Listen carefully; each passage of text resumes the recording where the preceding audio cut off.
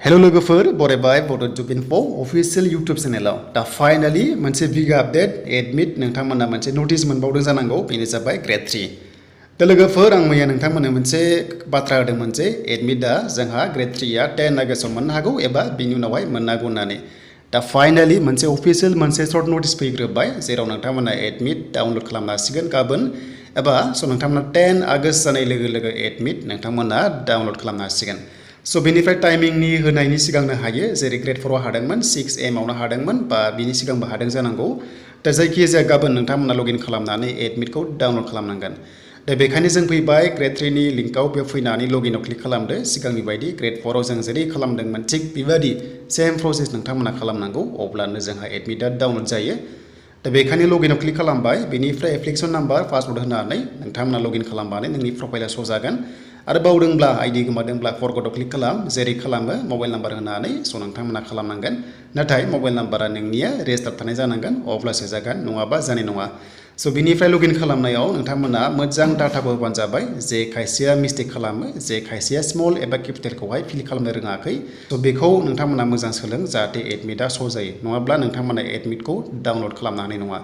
दा मबाइलाव कीबर्डआ एसे बेले बेजे जायो जे नोंथांमोना स्मल बा स्मल होजोब बेनिफ्राय केपिटेल बा केपिटेल होजोबानो जाबाय बेनिफ्राय बावदोंब्ला जास्ट बेबायदि मबाइल नाम्बारबो होनानै बार्थडे होनानै साबमिट खालाम लोगो लोगो नोंनाव मेसेज थांगोन आरो जाय मेसेजआ नोंनि रेजिस्टार थानाय नाम्बारावसो थांगोन बिनि अनगा राहा गैया बिनिफ्राय लोगोफोर कन्टेक्ट आसआव क्लिक खालामबा नोंथांमोनाहाय कल खालामनो हागोन आरो नाम्बार दंखायो 10 जों दायो लगइन खालामसै दा हमना ला आंनिया बेयाव मिस्टेक होबाय आं हमना ला स्मल केपिटेल आंना गोरोबासै आं बेयाव लगइन खालामगोन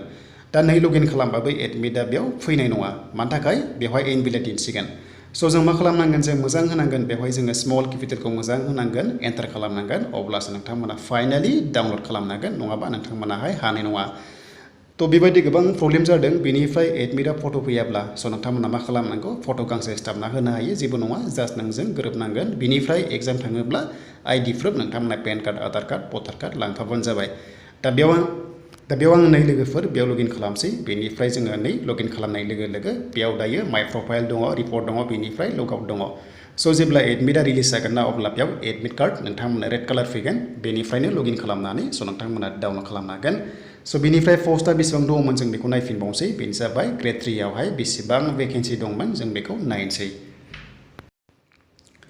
दा बिदिब्ला जों फैबाय अफिशियेल नटिफिकेसन बियो सिगांनिमोन दा ओरैबायदि केटेगरि दङ जे एचएस पास मोनसे बेनिफ्राय डिग्रि पास मोनसे दा जायफ्रा एचएसल' पास नोंथांमोना मोनसेल' पस्ट एप्लाइ खालामनो हादोंमोन आरो जायफ्रा डिग्रि पास नोंथांमोना हायार सेकेन्डारि लेभेलावबो डिग्रि लेभेलावबो एप्लाइ खालामदों बेनिफ्राय कम्पिउटार सार्टिफिकेट गोनां गैयै नोंथांमोना एग्जामा मोनसेयानो जायो जेबो गोनो गोथो दाजा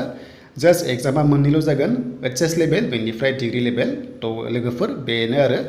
बेनिफ्राय एचएस लेभेला पस्टआ बेसेबां दङ जों बेखौ नायोब्ला नोंथांमोना मोनदों 3690 बेनिफ्राय डिग्रि लेभेलाव 8331 गासै नोंथांमोना 13141 भेकेन्सि मोनदोंमोन